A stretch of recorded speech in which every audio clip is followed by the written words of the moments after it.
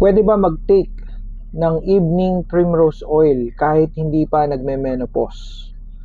So may tanong dito si ma'am at ito yung concern niya. Si ma'am Liana Etoramak. Ito yung saktong question niya. Pwede ba uminom niyan kahit hindi pa nagme-menopause? So marami ang talagang nagtatanong dahil sa gumawa ako ng content na akin itong ibinibigay na advice sa mga nagme-menopause. So ito ay perimenopausal support para doon sa mga signs and symptoms na nakakapagpahirap sa mga kababaihan na nagdadaan sa stage kung saan bago sila mag-menopause. Kagaya ng mainit na pakiramdam, yung hot flashes, sumasakit yung mga kasukasuan, hirap makatulog. So ito yung pang-suporta natin. Ngayon, kung hindi ka pa naman nagme-menopause, wala ka pa sa perimenopausal stage, ito ay mainam din. So yung mga 20s at saka yung mga 30s na mga kababaihan ay may makukuhang maraming benefits dito. At isa dito yung pag-maintain ng inyong balat. So ito ay skincare.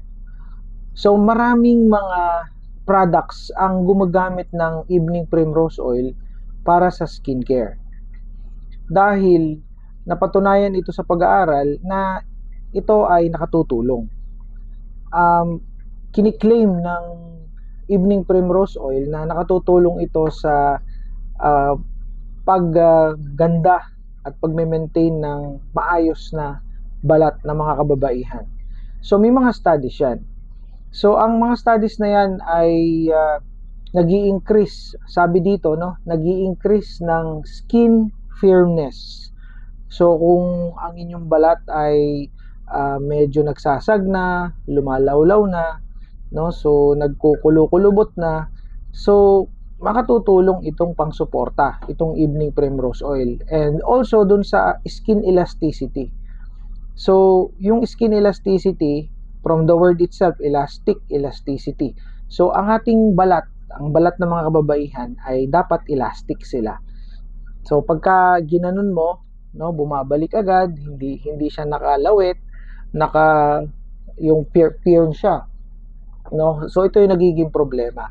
So itong evening primrose oil ay nakatutulong sa ganong klase ng problema.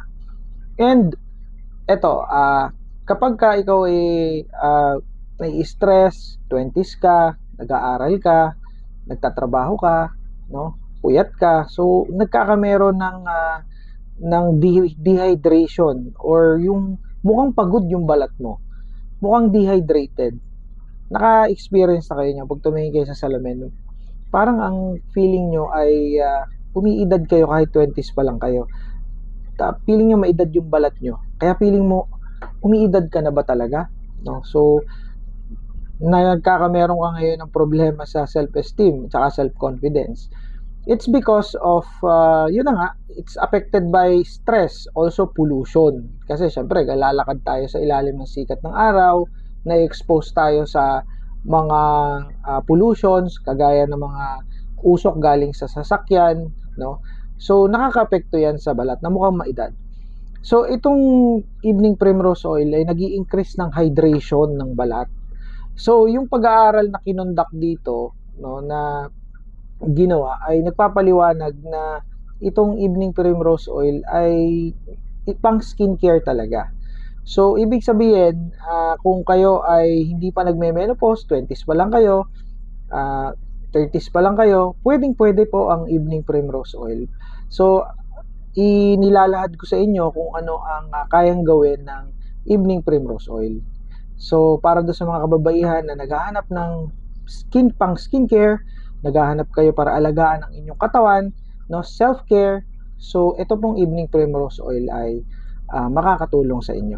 So, kung gusto nyo na mag-start ng evening primrose oil, nandyan po sa yellow basket, pwede nyo na siyang i-check out. Very affordable po ang evening primrose oil ng Cup and Stand, and also ito ay safe. Bye for now.